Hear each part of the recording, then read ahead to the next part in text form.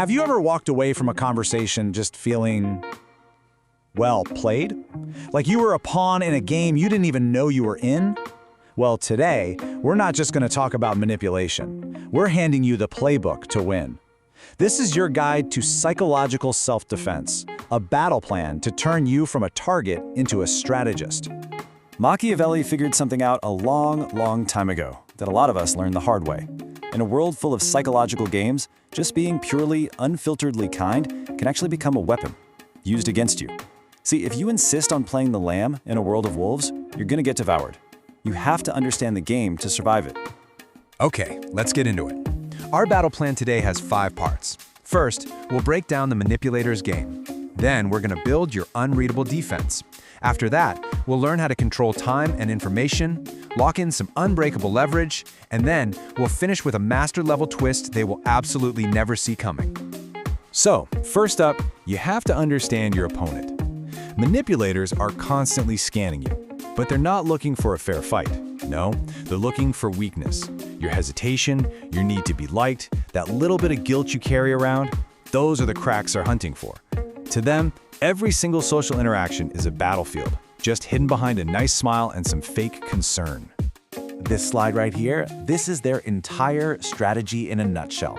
A manipulator's #1 goal is to get an emotional rise out of you. Your anger, your defensiveness, you over-explaining everything, that is the data they live for. It tells them they've got a hook in you, and that's how they start to take control. So, how do we fight this? We build a psychological fortress.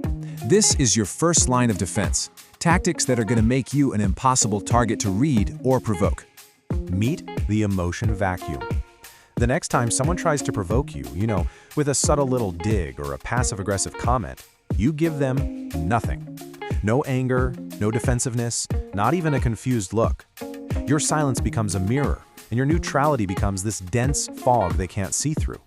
When you deny them that emotional reaction, their game board just goes still. They've got no next move. Now, let's get a little more active and turn their own tactics back on them with a mirror defense. Think about that intrusive family member who asks a really nosy question like, "So, why are you still single?" Instead of getting all flustered, you just calmly reflect it right back.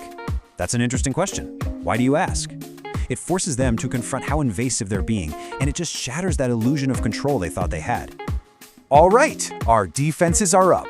Now it's time to seize the offensive. These are proactive tactics that let you dictate the pace and the flow of any interaction, and that's how we're going to shift the power dynamic back in your favor.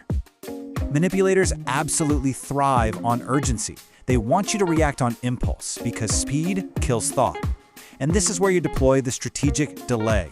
You get that high-pressure text from a manager demanding an answer right now. You wait. You create psychological space. And as the hours tick by, their power starts to unravel. Their desperation starts to show. And when you finally send that calm, delayed response, it proves you operate on your own time, not theirs. Next up, we have Ambiguity Armor. You see, clarity makes you predictable. It gives the manipulator a map with a big red X right where you are. But ambiguity? Oh, ambiguity turns you into a ghost in the fog. And if they can't pinpoint your position, they can't launch an attack. Here is the first script for your armor. It's so simple. When someone is pushing you for your plans, for your intentions, you don't owe them a detailed breakdown. A simple firm, "I'm still deciding," deflects all that pressure and keeps your next move your own. And here's another one. Let's say after a tense meeting, a manipulative coworker corners you, demanding to know what you're thinking. This phrase is your shield. "I'm processing." It completely shuts down their demand for instant data, and it makes you look thoughtful, deliberate, and totally in control. So, let's just put it all together. Look at the difference. The manipulator wants you to be fast, emotional, and an open book. Your new strategy is the complete opposite. You are calm, you are deliberate, and you are unreadable. And in that contrast, that's where you take your power back. Okay, this brings us to the most powerful weapon in your entire arsenal.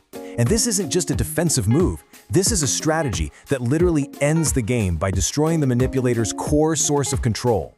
It's called the exit threat.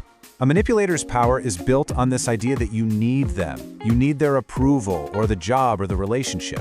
But the moment they genuinely believe you are willing to walk away quietly and without a big fight, all their leverage just turns to dust. To someone whose only tool is control, your detachment is absolutely terrifying. But listen, this cannot be a bluff. You have to really project this threat by controlling your time, by not being constantly available.